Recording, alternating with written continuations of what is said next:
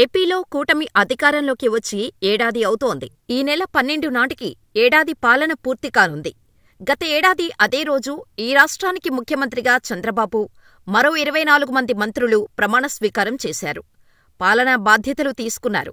అయితే ఏడాది కాలంలో ప్రభుత్వం దూకుడు నిర్ణయాలు తీసుకుంది. అభివృద్ధితో పాటు సంక్షేమ పథకాలకు పెద్దపీట వేసింది. ఈ నెలలో కీలకమైన 2 సంక్షేమ పథకాలు అమలు చేసేందుకు సిద్ధపడింది. CM Chandrababu, deputy CM Pawan Kalyan, మంత్రి నారా లోకేష్ బాగానే కష్టపడుతున్నారు. రాష్ట్ర అభివృద్ధికి తమ వంతు పాత్ర పోషిస్తున్నారు.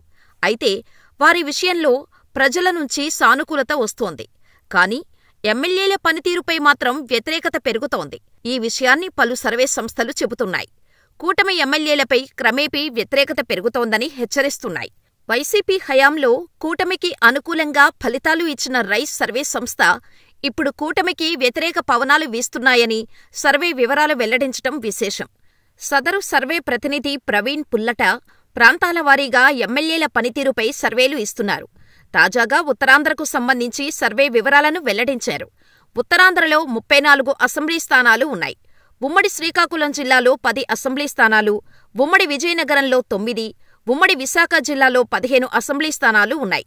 2024 ఎన్నికల్లో 34 అసెంబ్లీ స్థానాలకు గాను టీడీపీ కూటమి 32 చోట్ల విజయం సాధించింది. వైఎస్సార్ కాంగ్రెస్ పార్టీ 2 చోట్ల మాత్రమే గెలుపొందింది. శ్రీకాకుళంతో పాటు విజయనగరంలో టీడీపీ కూటమి క్లీన్ స్వీప్ చేసింది. పార్లమెంటు స్థానాలను సైతం టీడీపీ కూటమి గెలుచుకుంది. వైఎస్సార్ కాంగ్రెస్ పార్టీ కేవలం అరకు పార్లమెంటు స్థానంతో సరిపెట్టుకుంది.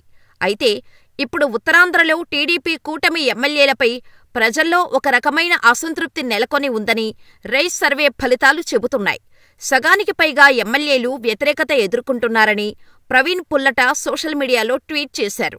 దీంతో ఇది టీడీపీ కూటమికి మింగుడుపడని అంశంగా మారింది. 32 మంది టీడీపీ కూటమి ఎమ్మెల్యేలు, 17 మందిపై అసంతృప్తి ఉందని తాజాగా ఈ సర్వే వెల్లడించింది. అయితే ఓ 9 మంది ఎమ్మెల్యేలపై మాత్రం తీవ్ర వ్యతిరేకత ఉన్నట్టు స్పష్టమైంది.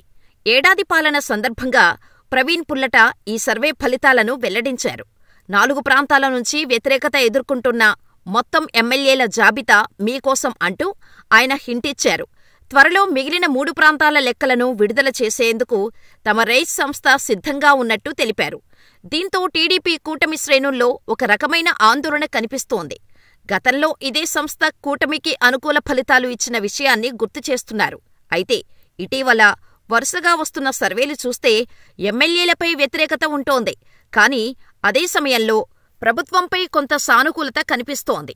సీఎంగా చంద్రబాబు, డిప్యూటీ సీఎంగా పవన్ కళ్యాణ్ చక్కగా పనిచేస్తున్నారని సర్వేల్లో తేలుతోంది.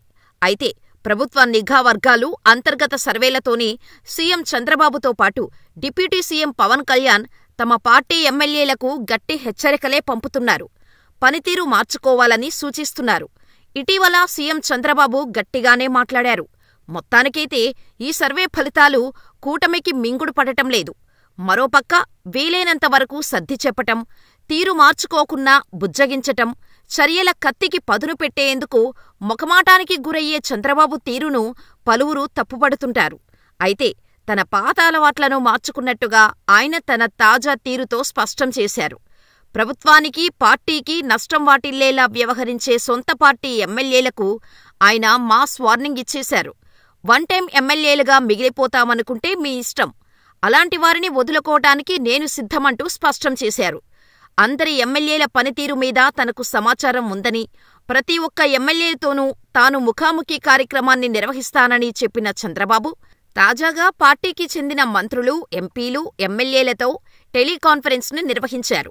నేతల పనితీరుపై సర్వే నివేదికలు, సమాచారం తెప్పిస్తున్నట్టుగా ఆయన చెప్పారు. కొందరు బాగా పనిచేస్తున్నారంటూ వారిని అభినందిస్తూనే గాడి తప్పిన నేతల్ని తాను ఉపేక్షించలేనని తేల్చి చెప్పారు. ఒకరిద్దరి కోసం ప్రభుత్వ, పార్టీ ప్రయోజనాల్ని పణంగా పెట్టలేనని, అలాంటోళ్లను తాను దూరం పెడతానని స్పష్టం చేసిన చంద్రబాబు అలాంటి వారిని వదులుకునేందుకు సిద్ధమని ఇప్పటికే 1-2 సార్లు స్పష్టం చేశా.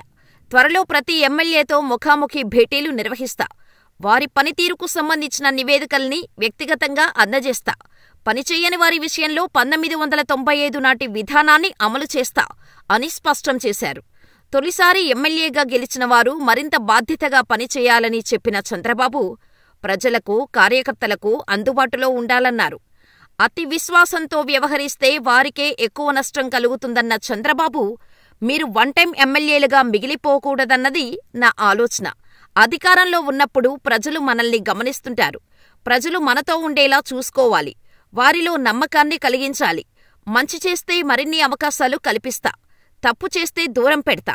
తెలిసి చేసినా తెలియక చేసినా తప్పు తప్పే అని చెప్పారు. మాటల్లో చూపించిన కరుకుదనం నిర్ణయాల రూపంలోనూ చూపిస్తే బాగుంటుందన్న మాట తెలుగు తమ్ముళ్ల నోట వినిపిస్తోంది. మరి చంద్రబాబు ఏం చేస్తారో చూడాలి.